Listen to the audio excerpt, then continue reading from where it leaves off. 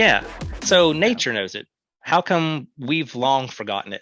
We've just not even part of our lives. We just accept the birth certificate, the birthday, and that's our origin, and we just keep going on.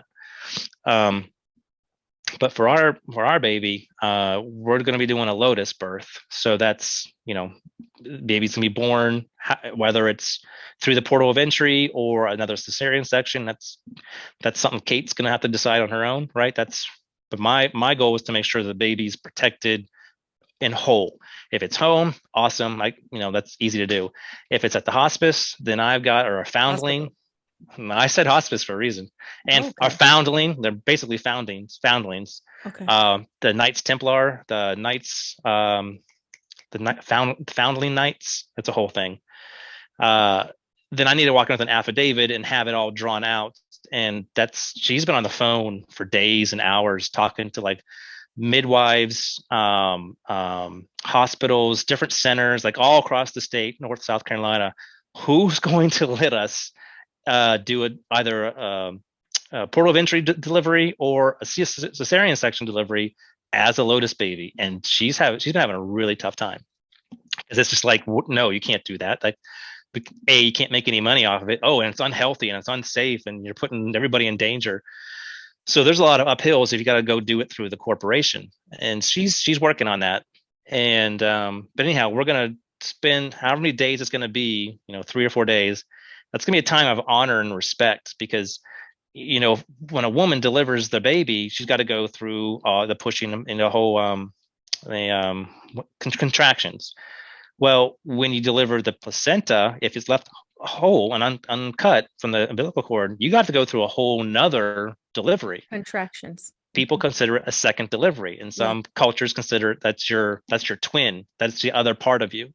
So, people sometimes are like, oh, I'm looking for my twin flame, or I'm looking for my other half or my soulmate, or I feel incomplete. Yeah, it's because somebody cut you from your source. What Mm. would happen mentally, psychologically, Oh my consciously, gosh. spiritually, if you were never cut and you were Mhm. just that naturally fell off on its own? What would your world look like? What would you feel internally? I And can't so wait to know what your I baby want to, girl's that's my gonna gift to her. Like experience. that's a life, that's a I whole cannot existence wait. That's gift. amazing. So that's that's what I'm very excited for her. And I want to go two different paths. One is what I'm going to do with the placenta afterwards, and the other is Brandon and I think the very first time you and I actually talk, we did a tarot reading. You remember this, right? Yeah, yeah. And then the tarot reading we did was very unique. And I know you thought this was kind of weird and interesting, and definitely some synchronicities going on. And my mind's being blown the whole time because I knew it had to do about my future daughter. All 5 cards had to do with my future daughter. It was just mind blowing. I've I documented remember all this that. stuff. I remember that.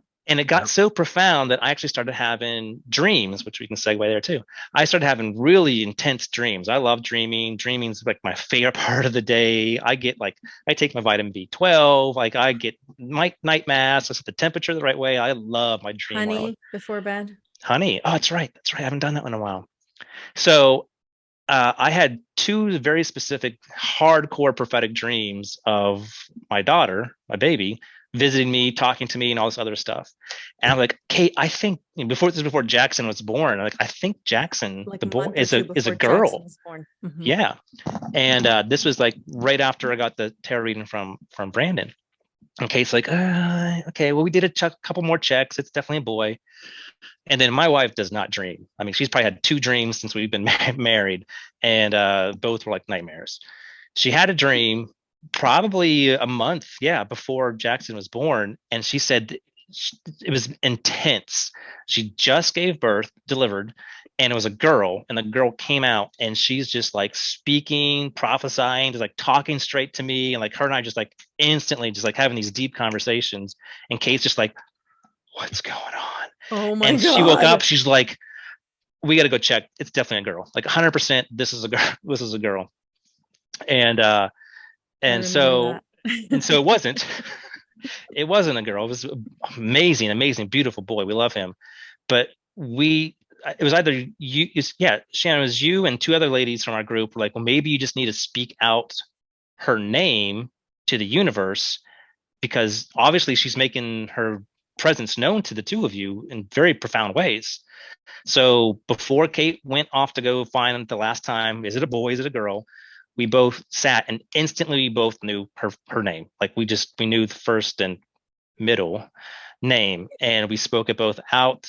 It's a girl, it was a boy.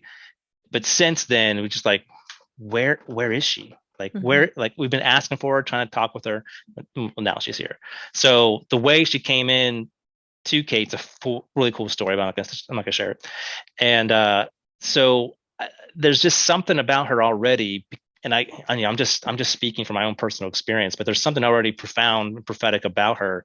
And I haven't even like, she hasn't been delivered yet, right? I know what I'm going to be doing with her placenta. Like I said, I feel like there's something here. So it's a whole nother realm to unlock. Other cultures, they used to, I know I'm ranting here, but they used to respect the placenta, and either some families would eat it like nature would, some would have a separate burial, right, for that. But however they did it, they knew what it was. They knew the power behind it, and they put the honor. Some cultures, or even now, say that is the sovereign. Like that is like when like Hemingway or like very profound people of our time had like a higher calling. They say these people have like a higher calling. Well, CULL, call, that's the placenta. So some babies are actually born with the placenta like indented on their head. And so that creator, that whole origin has just been like, spent their whole 9 months with it just like indented on their head. And it kind of gave them a higher calling. They were more like, what's the, like savantish, right? They came out more savantish.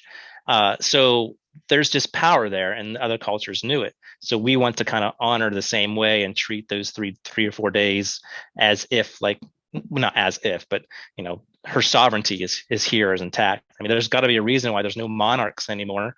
There's no kings, there's no queens, because we've made everybody, all men are created equal. Snip, snip, snip. You've lost your sovereignty.